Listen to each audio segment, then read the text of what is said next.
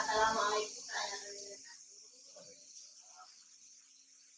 Pak Parti, mohon maaf dari Fakultas Sejarah, saya ingin meminta maaf kepada Bapak untuk menjawab beberapa pertanyaan yang saya ajukan. Untuk pertanyaan pertama yaitu selama ini bagaimana Bapak dapat mengidentifikasi kasus-kasus yang merupakan kriminal etika atau moral? Kriminal itu kan beberapa masalah sekaligus di mana masalah lain saling berhubungan dan tapi diselesaikan secara komprehensif, teratur dan Untuk pertanyaan kedua yaitu selama ini bagaimana Bapak menjalankan pengambilan keputusan di sekolah, terutama untuk kasus-kasus di mana ada tiga kepentingan yang sama-sama benar atau sama-sama mengandung nilai etika. ini kalau ada masalah semacam itu saya keluar ke rekening, saya masukkan dari rekening, kemudian saya sebagai bahan walaupun intinya saya yang menjelaskan, tapi kalau saya bilang sampai itu juga saya melihat potensi atau kepentingan yang paling besar ya kan. Untuk pertanyaan ketiga, ini langkah-langkah atau prosedur seperti apa yang biasa Bapak lakukan untuk selama ini? Jadi tadi pertama kita identifikasi masalahnya, kemudian kita berikan pihak-pihak yang berkepentingan, baik itu kita menentukan permasalahan tergantung permasalahan intern di sekolah atau permasalahan yang berkaitan dengan usaha berkaitan tadi pihak-pihak yang berkaitan dan juga kadang juga dari masyarakat lain, misalnya Pak Korwi Pak Pengawas saja pendapat dan sarannya kalau masih tidak bisa diselesaikan baru kita. Tapi sebelum ke sana biasanya kita duduk dulu di antara itu. Untuk pertanyaan yang keempat, yaitu hal-hal apa saja yang selama ini Bapak anggap efektif dalam pengambilan keputusan pada kasus kriminal etika? Hal-hal yang berkaitan dengan persoalan kan ya mereka memang disuruh maju besar di bawah kerja itu kan persoalan yang sehingga untuk menyelesaikan seperti itu kita juga perlu pendekatan orang tua kita panggil. Jadi kalau masih semata itu kita lihat bahwa anak itu punya kecerdasan yang standar atau tidak, atau mungkin di bawah, atau mungkin bisa hebat. Setelah itu baru bisa cari solusi dengan persoalan yang Untuk pertanyaan yang kelima yaitu hal-hal apa saja yang selama ini merupakan tantangan dalam pengambilan keputusan pada kasus kriminal etika? ya hal yang saya alami kadang seperti kemarin paling murid bisa makan sarana sekolah, padahal itu sudah kami sampaikan permasalahan yang ada di sekolahan, kemudian dirembuk dengan komite, setelah terjadi kesepakatan ada salah satu yang melakukan itulah yang pernah saya alami. Kemudian untuk pertanyaan yang keenam ini, apakah Bapak memiliki sebuah tata cara atau sebuah tertentu dalam sebuah penyelesaian kasus kriminal etika? Ya kalau jadwal secara keseluruhan tertulis, tapi secara program ya, karena banyak kasus seperti ini di awal jam ada kegiatan belajar mengajar ketika tahun ajaran baru itu yang sering atau akhir lulusan itu yang sering kita jadi sehingga jadwal itu sudah kami program nanti mengatasinya seperti apa.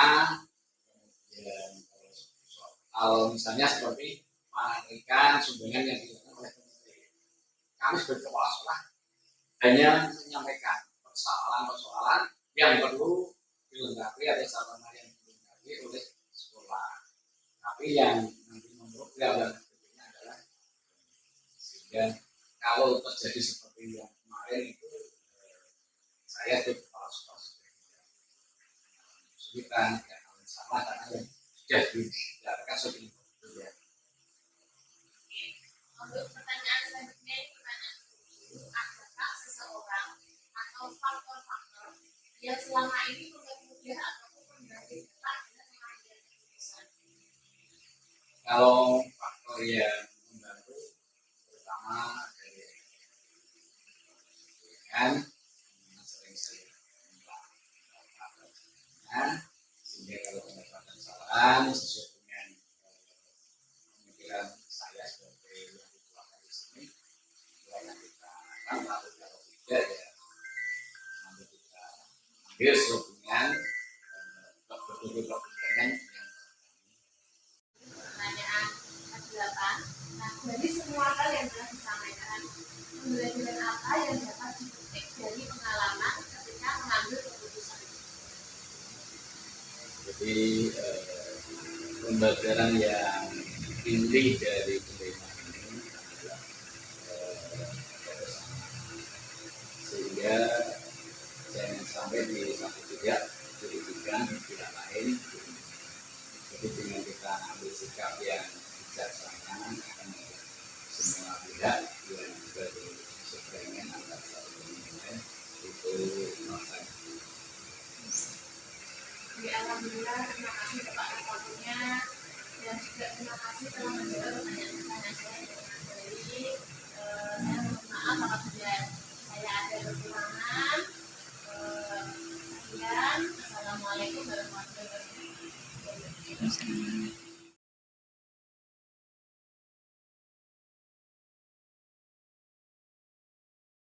Assalamualaikum Bu Guna. Waalaikumsalam, Mbak Ya, terima kasih atas waktunya.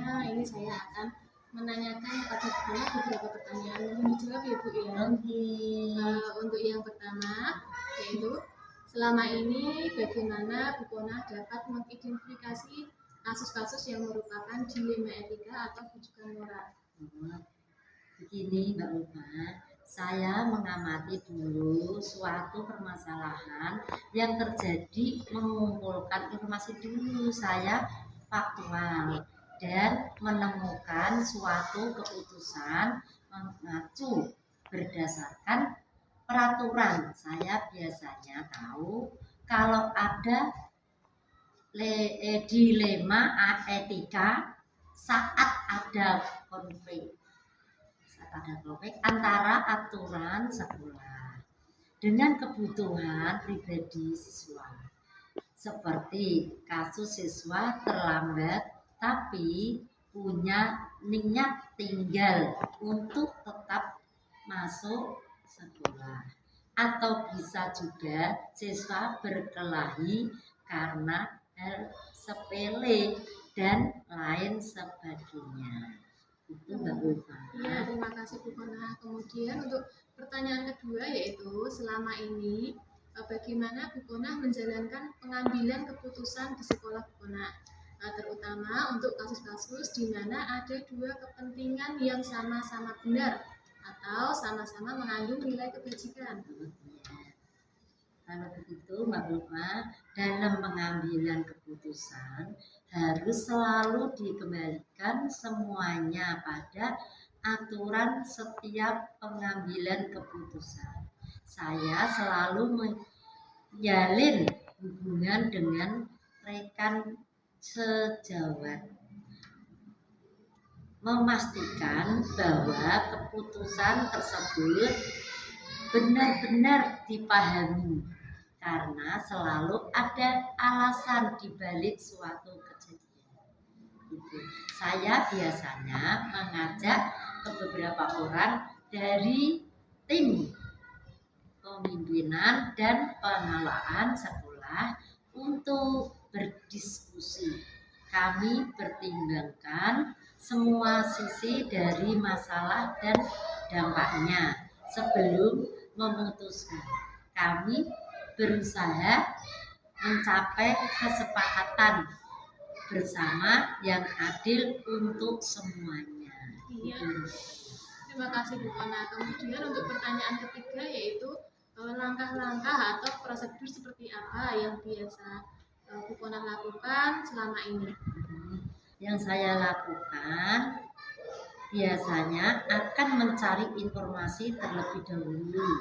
Saya akan datang ke lapangan, turun langsung untuk wawancara dari berbagai pihak, lalu setelah itu saya menganalisis untuk diambil keputusan yang terbaik.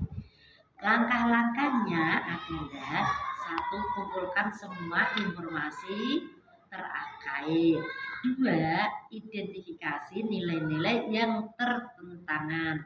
Tiga, pertimbangan dampak keputusan untuk semua orang. Empat, diskusikan dengan tim. Lima, ambil keputusan berdasarkan analisis tersebut. 6. Buat rencana untuk melaksanakan keputusan. Terima kasih Bu Kona. Untuk pertanyaan selanjutnya yaitu pertanyaan keempat Bu. Ini hal-hal apa saja yang selama ini Ibu lakukan dan Ibu anggap efektif dalam pengambilan keputusan pada kasus dilema etika? Ya, kalau begitu saya merasa suatu pengambilan keputusan itu efektif apabila dilakukan dengan spontanitas, tergantung objek permasalahan. Di lapangan saya dilibatkan berbagai orang dalam proses pengambilan keputusan, berkomunikasi dengan jelas dan transparan dalam membuat keputusan, juga mengikuti prosedur yang sudah ada dan memastikan keputusan sesuai dengan prinsip aturan di sekolah dan etika yang memanusiakan atau kemanusiaan. Iya, terima kasih Bu Kona. Untuk pertanyaan selanjutnya yaitu hal-hal apa saja yang selama ini merupakan tantangan dalam pengambilan keputusan pada kasus dilema etika? Tantangan yaitu tantangan yang dihadapi dalam pengambilan keputusan apabila kurang bisa diterima. Tentu saja kita harus bisa meyakinkan orang-orang yang terlibat dengan keputusan yang kita ambil. Selain itu, termasuk konflik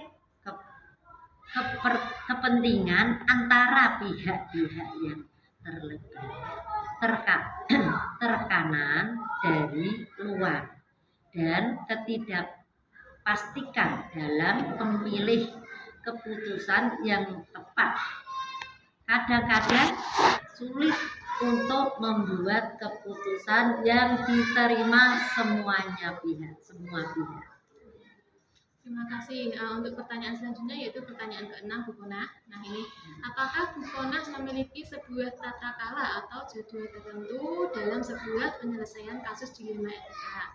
Nah kemudian apakah Bu Kona langsung menyelesaikannya di tempat atau memiliki jadwal untuk menyelesaikannya? Kemudian bentuk atau prosedur yang seperti apa yang Bu Kona jalankan? Yang kita jalankan tidak ada jadwal tertentu, pokoknya harus bisa diselesaikan dengan baik dan sebisa mungkin selesai, tidak terlalu lama. Saya selalu berusaha menyelesaikan masalah secepat mungkin sambil memastikan semua langkah diambil dengan hati-hati. Biasanya saya membuat rencana dan memberikan teringat waktu untuk setiap langkah, tetapi tetap fleksibel jika situasi berubah.